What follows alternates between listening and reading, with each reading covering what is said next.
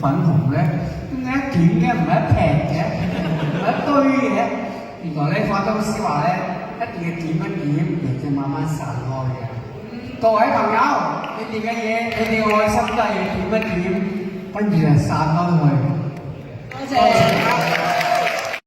就話你做乜嘢着粉紅色衫啊？所以佢將嗰啲粉紅色衫抌晒，好彩仲剩翻你一錢。我講就係話，即係有院友就係同佢講叫我哋男人之家做乜着粉紅色衫？但係你而家睇下幾多人都一齊同你着粉紅色衫。粉紅色好靚㗎，好靚啊！粉紅色係啊！